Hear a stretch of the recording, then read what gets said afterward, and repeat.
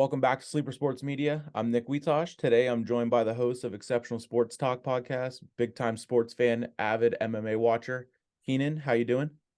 Doing fantastic. My pleasure to be here. I appreciate you joining me. Today we're going to talk about the next big UFC pay-per-view, UFC 289, June 10th from the Rogers Center in Toronto, Canada, headlined by probably one of the greatest women's fighters of all time, Amanda Nunes is main eventing a fight again after essentially being written off. What does a win do for her legacy as one of the greatest women's fighters in the UFC? I think the win just solidifies what most people already know. She's the female GOAT. I do believe if she wins, a lot of other people will say she needs to finish the trilogy with Juliana Pena, but she was so dominant in their second fight, I see no need for a rematch. Okay. But Amanda Nunes has beat everybody's favorite. She's been disrespected by the company a little bit, but she is the GOAT. Okay.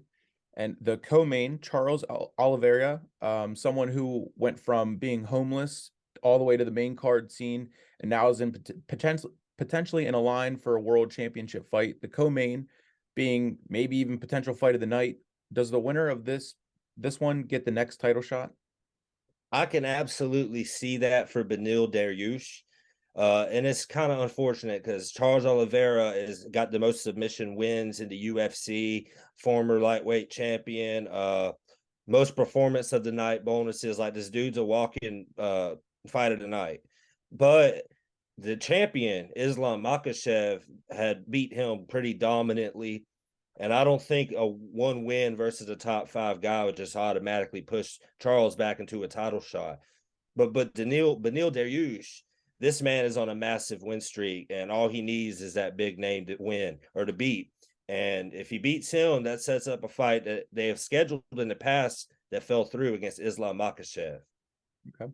So speaking of, fights against big names, how do the way the UFC sets up their events, having early prelims and prelims, how many fights are on the prelim card of an event before a fighter can jump to that main card of a pay-per-view and be classified as a big name in a fight to set up a potential number one contender fight or getting from the early prelims all the way to the main event to a main card to the main event scene.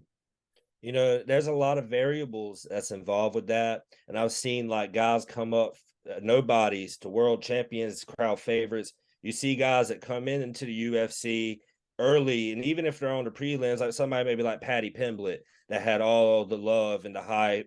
Not everybody gets that. But I'll say a lot of that is what kind of does propel you to these bigger opportunities at a faster rate.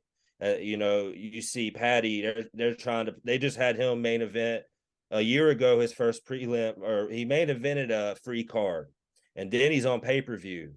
And now they're probably trying to put him as a co-main. And a lot of people might not think he's worth it, but he brings in the ratings. People talk about him. But it all really depends on what you do. The skills are the most important thing, yes, but you also got to be able to keep the people entertained. Yeah. So yeah, does it take, like you said, does it take a certain kind of fighter versus a someone who can sell the fight and just everything to make that jump quickly from a early prelim to a fight night to all the way to the main card scene? Guys like Sugar Sean O'Malley wasted no time going from early prelim to prelims all the way to in the next couple months having a title shot. What does it take for fighters to solidify themselves and be trusted to be at that point? Just got to be consistent. And Sugar Sean O'Malley is a pretty good example. He started out at LFA, a smaller MMA promotion. The guys at the UFC noticed him, brought him on Dana White Contender Series. It was Dana White Tuesday Contender Series.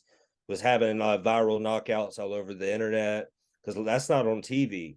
And he got to the UFC and was like, he had a couple fights and then he started rolling. The fans, he's a big name now, and each fight has gotten pretty tougher. You know what I'm saying? But he's been beating these guys. He only has one blemish, and he has like that perfect blend of attitude, skills. He knows how to market himself. He's the perfect package, and the UFC will push him as far as he can go. And back what you were saying, it does kind of take a special character to really get that versus just the skills. The skills are very important, but you see a guy like Habib Nurmagomedov, it took him like he had to go 10-0 in the UFC to get a title shot. Yeah. So it's not just the fighting. You have to be entertaining. So is Sean O'Malley, does he kind of get thrown into the Conor McGregor type of fighters and athletes that the UFC has signed and has pushed before? Because whenever you think of UFC, you think Conor McGregor. Could Sean O'Malley be that next? When you think of UFC, you think of Sean O'Malley if he goes into this title fight, wins, and then just continues to dominate for the rest of the time that he's in the UFC. He's well on his way, and he kind of has that spark and that interest that Conor had, and he fights at the same weight class Conor debuted at. That's the ironic thing. So I feel he's probably one of the biggest stars in that division. There's not a lot of people that get talked about at that weight class. You have Henry Cejudo, but he just come back off retirement. Basically, the Sugar Show is the hot thing right now, and there's a reason he's fighting for a title. His last fight was close, yeah, and I've seen both sides where people think he lost, think he won. At the end of the day, those three judges thought he won, and that was a number one contender's fight. So that's just the way it happens sometimes. So that is all the time that we have for today. Keenan, thank you for your time. I appreciate you coming on. Where can everyone find you on social media? Just anything you want to plug or talk about? I appreciate you having me here today, and everybody. You can check me out on Facebook, Keenan Mary, the group Exceptional Sports News.